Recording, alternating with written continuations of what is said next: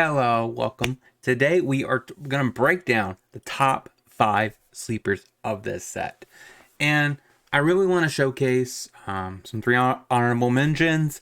And you're like, Kebbie, well, the whole set hasn't officially been spoiled. Technically, it's like 97% of the set has been leaked and confirmed for the most part. So I can confidently say that these are my top 5 sleepers.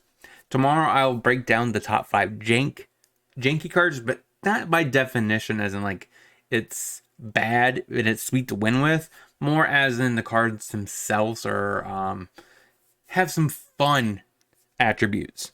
So today we're starting off with top 5 sleepers. My honorable mentions is Malakator. I think he's actually pretty solid overall.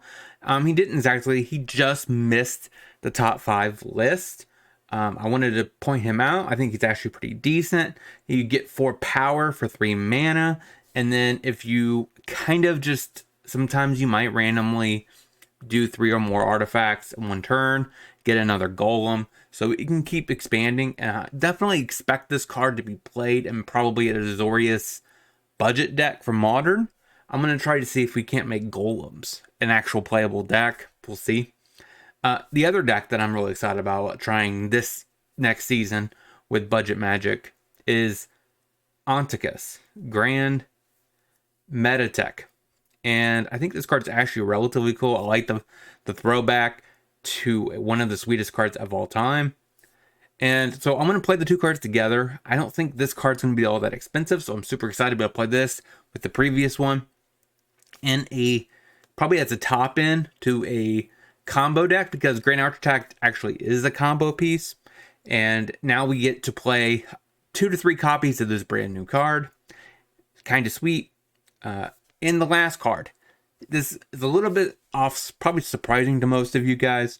The fact that this card's on this list. I see this being playable in maybe one possible deck, and one deck only.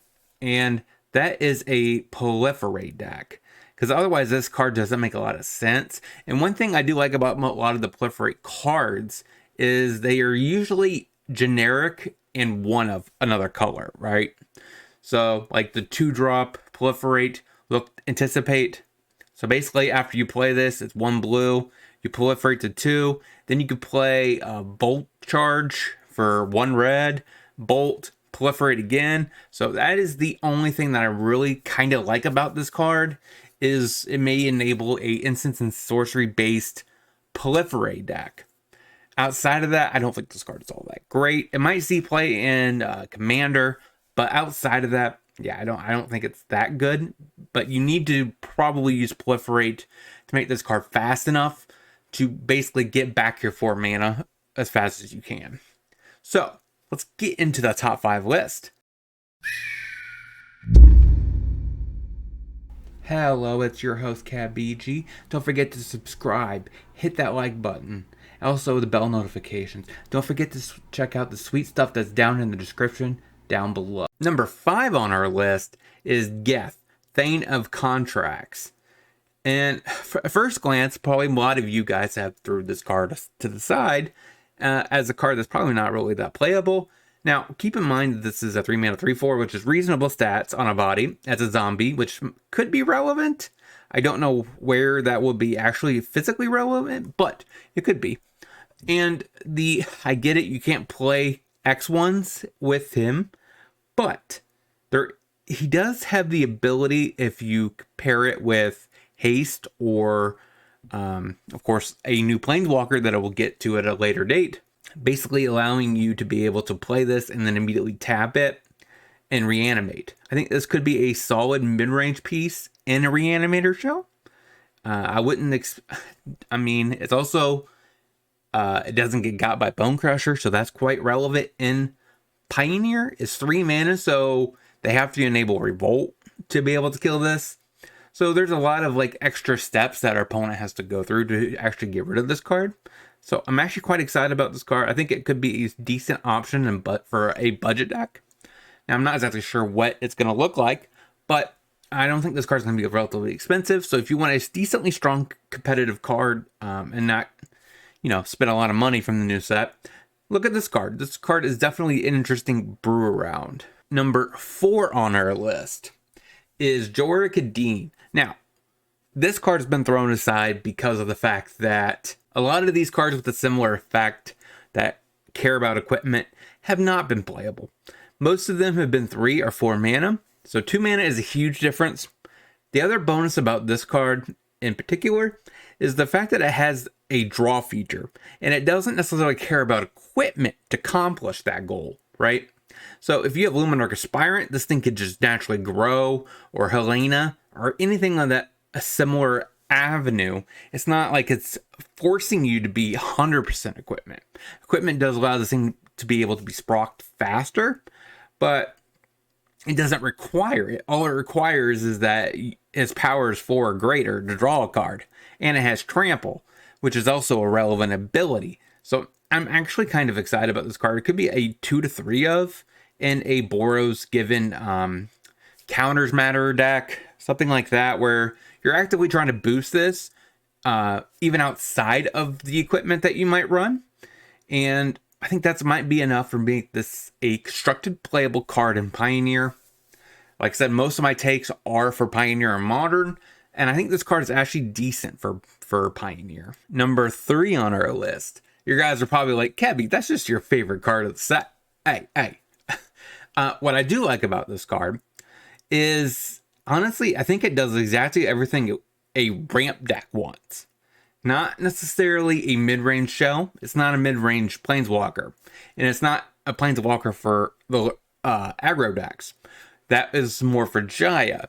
This, I would say, is more for ramp. Because one thing that I've had my long-term experience with Chandra Torture Defiance is a lot of the time in ramp decks, it comes down and may answer one thing, immediately die, or it comes down and it upticks with no real value, what you actually want from a ramp deck, right? You care about the number of lands you acquire, not about the Ritual +2, which could ramp you to a Primeval Titan, which is, I guess, is reasonable, but it doesn't push you in the direction that ramp decks want to go.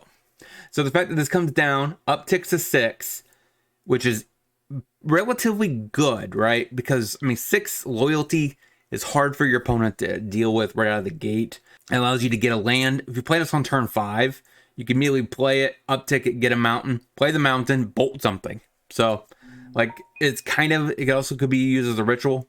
So I'm actually quite excited about this card. And in Pioneer, I love Valakut. And this is basically an emblem of Valakut, but 1 more damage. So I'm super excited about that overall. Outside of that, I think this card is definitely probably not modern playable. But I do actively want to try this in Pioneer as a mid-range piece for a ramp deck. So hopefully get this down on turn 3. Start pushing forward. And I think it'd be pretty sweet. So I'm not sure if I'm going to play this for a normal full-on episode, with the optimized list, or if I'm going to play this for budget magic. So let me know down in the comments what you guys like to see each one of these cards being featured in the new season, because I'm more than willing to try most of these cards. Let's get into the next. Next on my list is Glissa Sunslayer. I think this card is also relatively good overall. Now keep in mind, I think this card is good in one kind of deck, right? And that is either, I guess, 2. You could do Golgari Aggro, which is not a thing, but you could. It does provide card advantage, which is good against control. It also is pretty good in rock-based strategies, which is where I really like this card. First Strike, Death Touch. It's hard for your opponent to be able to actually block it efficiently. And what I also like about this card, like I said, it draws cards, loses lives, right? That's fine, especially since you're just trying to get in, deal damage, draw removal spells, Fatal Push, Abrupt Decay. So like a rock style deck. It also deals with enchantments, which is also quite relevant because Fable and the Mirror Breaker is one of the top best cards in Pioneer. And then removing 3 counters from a target from a Planeswalker could also help. And you could technically remove the 3 counters, which is kind of weird, from something. And then you just 3 counters and then you just kill it. So I really like this card. It's efficient. And one thing that I guess would hold this card back is the fact that it doesn't do anything on ETB. So if it comes down and gets answered, you are down a card, but it's a 1-for-1 situation. So hopefully the card actually can do some work. I'm super excited about trying this card. Now, number 1 on our list is Phyrexia Obliterator. This card, I get it. It's been around for a while. And based on the last time that I was in Standard and Modern, it hasn't done a lot. And I think at the point right now, Pioneer's at a good position. This card could be relatively decent.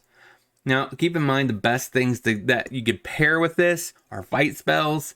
It does everything that you kind of want. Like you remove someone on their board and they have to sack X amount of other stuff. So if you really want to blow someone out completely with this card, that is the best route. It is 4 black pips, so that helps with Nykthos. I don't necessarily know if this is going to be push mono black to the point where maybe they need to recognize that Nykthos is a problem. I hope it does, though. But I think this card is quite good overall. 4 mana 5/5 that's basically unblockable. And if you build your deck right, this card could be better than Shieldred in the particular list. Like I said, if you have fight spells, if you have ways of enabling damage to it from your opponent, right? You can't just like bully yourself. That would be bad. But you have to make sure there's ways that you can get your opponent to deal damage to this so that they get punished. If you can do that, this card is quite good. Now, if you like this kind of content, don't forget to like, comment, subscribe, hit that bell notification. And until next time, I hope you guys have a great rest of your day. And I will hopefully see you tomorrow when I do my top 5 jank.